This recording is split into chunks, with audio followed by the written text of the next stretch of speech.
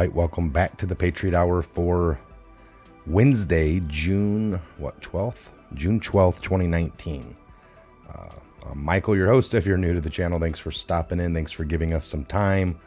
We know your time is valuable, folks, and in your research, in your day-to-day digging, your digital warriors out there.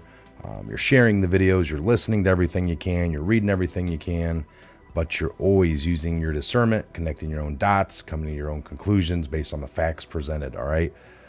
We go over lots of stuff, and sometimes you got to let it in one ear and out the other, tidbits, grab the meat, spit out the bone, all right? Today we're jumping into an article here from Big League Politics, right-wing purge, all right? We got a right-wing purge, we've known that.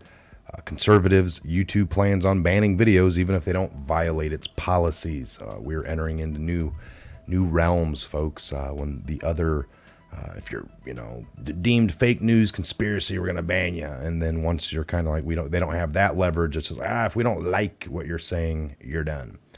So we're gonna enter into that realm now. So. Unbelievable. If you're new to the channel, make sure you're subscribed and take a look at all the links down below. Tons of donations in the last few days. We appreciate it, folks. And again, you're sharing the videos across all your social media platforms while you can. We are heavily shadow banned. You know that. You help beat the algorithms when you do that. We don't get promoted by YouTube within their own platforms, so it's up to you guys to share it. And man, oh man, does that beat the hell out of their plan.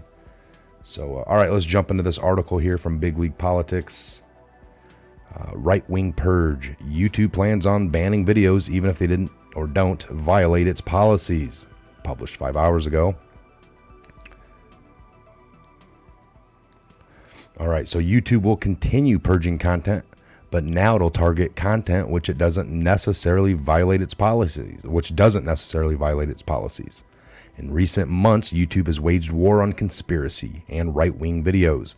Now it's doubling down by introducing a new policy to ban content which promotes the superiority of certain groups to others, signaled by its announcement to ban content promoting one group as superior to another in order to justify discrimination, segregation, or exclusion based on qualities like age, gender, race, caste, religion, sexual orientation, or veteran status. Google CEO Sundar Pichai told Axios that YouTube's new content policy strategy would single out what they described as borderline content. Well, I didn't think we wanted to have borders at all. Pichai describes border content as content which doesn't exactly violate policies, which need to be removed, but which can still cause harm. So the Google CEO said that the problem at its hands is a hard computer science problem. He also stated that it is even harder social problem because we need better frameworks around what is hate speech, what's not, and how do we as a company make those decisions at a scale and get it right without making mistakes. Well, you can't, because who's going to decide what hate speech is? All right. Folks, the best remedy to what you believe to be a lie is to slam it with truth. You debate it out. That's how it's always been. We're in a stage now where if you say something that we don't feel is right, but somebody else gets shut down, you don't ever get to hear the other person's side. You're forced to only hear the one side. That's been the problem. It's been the problem with the mainstream. So they're adding to the problem here. So how do you get it right? So in a statement last week, YouTube said, even if a creator's content doesn't violate our community guidelines, we will take a look at the broader context and impact. And if their behavior is what is that? Erroneous? Can never even. Let me see here. I'll read it aloud. Egregious, there it is, and harms a broader community, we may take action. Last week, conservative personality Steven Crowder, all right, we all heard about this, got into a heated online scuffle with Vox journalist Carlos Maza. During this exchange, many left-it pundits argued that Crowder used offensive remarks against Maza, thus being necessary some type of discipline, necessitating some type of disciplinary action from social media giants. And like clockwork, they pressured YouTube to demonetize the right-wing content creators' content on YouTube. YouTube touched on the Crowder incident. In the case of Crowder's channel, a thorough review over the weekend found that individually the flagged videos did not violate our community guidelines. However, in the subsequent days, we saw the widespread harm to the YouTube community resulting from the ongoing pattern of his erroneous behavior. Take a deeper look and made the decision to suspend monetization. In order to be considered for reinstatement, all relevant issues with the channel need to be addressed, including any videos that violate our policies, as well as things like offensive merchandise. With the 2020 elections fast approaching, social media giants have been doubling down on censoring political incorrect commentators such as Paul Joseph Watson and Laura Loomer. The unconventional approaches used by the new right wing on social media played a significant role in getting Trump elected in 2016. As a result, social media has fully embraced political correctness culture and has worked hard to muzzle shut those who dare to deviate from the PC standards. This trend will likely continue well into 2020. So they made this case here for Crowder, but we know there's tons of other channels that, Stephen Colbert, he's got his show on mainstream, but then he's got the channel over, that channel, NBC or whatnot, CBS. They have channels. All the news channels have YouTube accounts just to be, Twitter, YouTube, they got them all, social media. And they say nasty things. They call, Trump's, the first lady, a freckless C word. We've seen it all. Nobody over there is getting shut down. They're not getting warnings. They're not getting demonetized. What's the deal? What's the deal? And we don't really want them shut down, folks, but that's how it just makes you really frustrated if, it's kind of like, if Hillary would have went down for all her crimes and then we come into this Trump thing, it might have been a little easier to swallow, even though it was lies, to watch it unfold and go down and how they wanted to get to the bottom of anything, because you didn't see that happen with justice just months ago. So then you flip it here and it's kind of, if they did find a crime on Trump, were they going to come out and say, even though we did find Trump to be,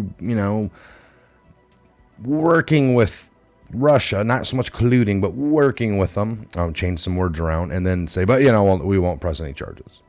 That could have been the standard as well, since they don't press charges on other crimes. That's what we're looking for, right? Fair justice under the law, fair treatment under the banning, I guess, if that's what it's going to be. People argue it's a public platform. They're not due to this. I get it, folks. All right, we have cell phones. You have a carrier. I have a carrier. We're talking on the phone. We don't get our phone calls banned to each other. Verizon doesn't step in and say, I don't like what you're talking about, so therefore you're not going to use our phone. It's like, well, I pay an amount per month. I do this, I do that. And so that's been well decided. Public utility. You're not going to ban phone call conversations that the companies don't like and don't want to be on their phones. YouTube years ago went to the courts, all these big tech companies, and they got liable. They're not liable. They're not held liable. All right. There's lots of people on their platform. YouTube can't be held liable for the stuff that's being said and done. That's a great privilege. So by not being liable, they don't have anything to worry about. But here they are trying to pick and choose. I get it. You can have rules on violence, people threatening other people. We get that. But you have your clear-cut rules, and then people don't break them. And now you're saying, well, that's offensive. That offended a lot of people. Well, there's lots of things on YouTube that offend a lot of people. You're going to start taking that down? It just so happens that it's coming from the other side of the spectrum. Well, we're all right with that. See, there's their... All right, so we can only beat that that horse. Can't beat it anymore. There's another interesting little article here from DC Dirty Laundry. All right, right here, the biggest animal disease outbreak we've ever had on the planet has already killed millions, and there is no way to stop it.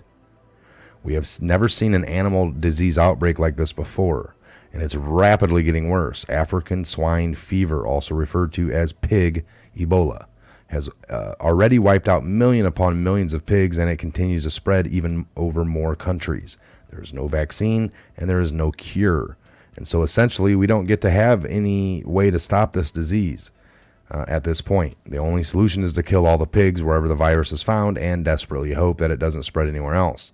But that approach clearly has not been working. And according to a recent Fox News report, this epidemic has now become the biggest animal disease outbreak we have ever had on this planet. So China is the epicenter for the outbreak, and it is also home to half of all the pigs in the world. Actually, to be more accurate, I would say that it used to be home to half of all the pigs in the world. In a normal year, China slaughters approximately 700 million pigs, but according to Robobank, the numbers will be down 30% this year due to the outbreak.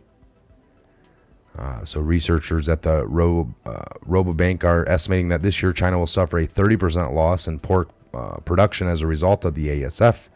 To put it into perspective, that's 30% loss in production equivalent to Europe's entire annual pork supply, and almost 30% larger than the U.S. annual pork production. So let's do some quick math here. 30% of 700 million is 210 million. Let that sink in for a moment. 210 million pigs will be lost in China alone in 2019. And when you throw in the rest of the world, we are talking about a cataclysmic losses already, and outbreak is still getting worse. It's not even over yet. So one of the primary reasons why this virus is so fearsome is because it survives just about anywhere, and it is incredibly hard to kill. The germ is hardy, capable of remaining active in water for a month, in meat and blood at room temperature for several months, and for 6 years in the cold, dark conditions. It is resistant to temperature extremes and can survive a day in vinegar. That's got lots of high-strength acid. So even if we had an effective treatment, attempting to eradicate the disease would be a complete and utter nightmare. But as I stated earlier, there is no vaccine and there is no cure. All we can do is keep killing the pigs. But of course, global demand for pork just continues to grow as the global population increases. So increasing demand and rapidly falling supply, it is inevitable that pork prices would begin to rise substantially. The implications of the outbreak are already being felt beyond Asia. Global pork prices have risen about 40%. In long term, it's likely to lead to more pork imports from Europe and America to meet demand, which will also push up the global meat prices. And what we have seen so far is just the beginning. In fact, China's Minister of Agricultural and Rural Affairs is now telling us the price of pork is likely to rise by 70% by the end of 2019. Of course, its disease continues to spread. We could be talking about an epidemic that could literally end the global pork industry as we know it today. Already, there's a tremendous amount of paranoia about the spread of the virus, and for good reason. In fact, the virus has been found in Chinese pork products that were confiscated by customs officials in Japan, South Korea, and Australia. But the virus has been in the Chinese pork products that were confiscated by customs officials in Japan. I just read that. I don't know why they show that again. And it could be possible that the pork products tainted with the disease were able to slip through an inspection process in various countries. We don't know. But what we do know is that African swine fever has been spreading all over Asia. It has now spread to Mongolia, Cambodia, Hong Kong, North Korea, and Vietnam. In fact, it is now being projected that Vietnam will lose 10% of its pork production this year. Today, pork accounts for 3/4 of all meat consumption in the nation of Vietnam. This disease is already a major national crisis in that country, and we are still in the very early stages of the outbreak. Meanwhile, this virus is starting to pop up in Europe as well. According to one report, the disease was just identified as in a major pig farm in Poland. So a farm with more than 8,000 pigs in Poland was broke with the African swine fever, according to the World Organization for Animal Health. The farm is located in Bielsk, Podolski, near the border with Belarus, and in Denmark, where they actually have constructed a 43-mile border fence in order to keep out wild boar. It is a good thing that they are taking this threat so seriously, because African swine fever is incredibly deadly. Up to 90% of the pigs that catch the virus end up dead, and once it starts spreading on a pig farm, it is inevitable that all survivors will have to be killed as well in order to help prevent the spread of the disease.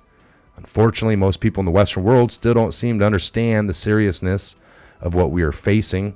Essentially, what we are dealing with is an